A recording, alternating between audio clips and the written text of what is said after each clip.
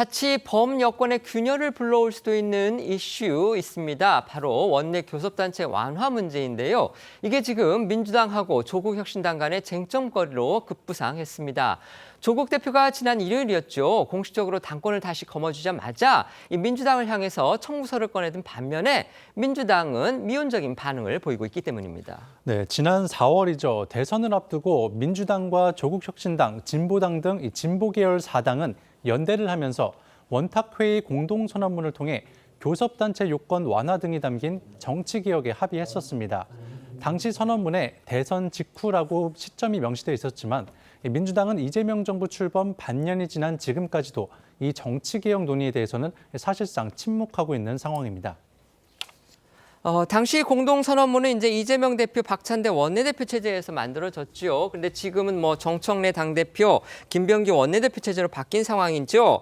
직접 관여한 사람이 없다 보니까 민주당에서 사실상 발을 빼고 있다. 뭐 그런 해석이 나오는 듯합니다. 하지만 조국 대표는 지금 생각이 다른 거죠. 네, 23일 당권을 거머쥔 조국 대표는요, 어제 기자들과 만난 자리에서 곧바로 민주당을 향해서 청구서를 꺼내 들었습니다. 정청래 대표를 예방을 할 때 교섭단체 요건 완화 등 정치개혁 추진 약속을 지킬 것을 요청하겠다라는 건데요. 또 조 대표는 이 민주당이 계속해서 약속을 방치한다면 신뢰 파괴라며 다른 진보계열 군소 정당들과 함께 이 원포인트 국회 공동교섭단체를 추진하겠다라고 했습니다. 때문에 이 정치권에서는요, 이를 기점으로 이 지방선거를 앞둔 상황에서 190석에 육박하는 범여권 진영에 균열이 생길 수 있다, 이런 관측도 나오고 있습니다. 조국혁신당의 조국 대표입니다. 당권을 거머쥐자마자 민주당에 지금 교섭단체 요건을 완화해달라. 이거 지키라. 약속한 거니까 지키라. 지금 이렇게 얘기하고 나섰습니다. 어떻게 보십니까?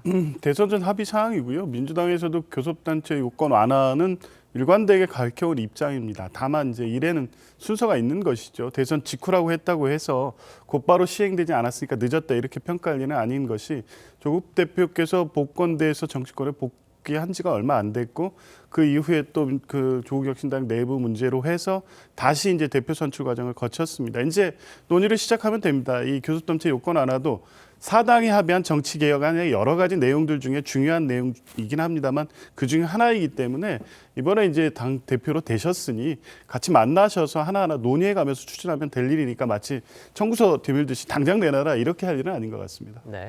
이론적으로는 몰라도 정치적으로는 이런 교섭단체 요건 완화를 범여권 단독으로 해서는 안 되죠. 왜냐하면은 이 국회 교섭단체 의석수는 비록 헌법이 아닌 국회법에 규정되어 있다고는 하지만 실질적으로는 헌법의 일부입니다. 그리고 이 교섭단체 의석수 기준이 20석이 된 것은 52년 전부터 일관되게 유지되어 왔습니다. 그렇다면은 제1야당이 이런 것에 동의하지 않을 때는 국회의 룰을 일방적으로 함부로 변경해서는 안 되는 겁니다. 그리고 짧게 덧붙이면 아마 정청래 대표는 조국 대표가 본인과 동렬에 서는 것을 원하지 않기 때문에 이런 것을 차일피일 미루면서 하지도 않을 것으로 예상합니다.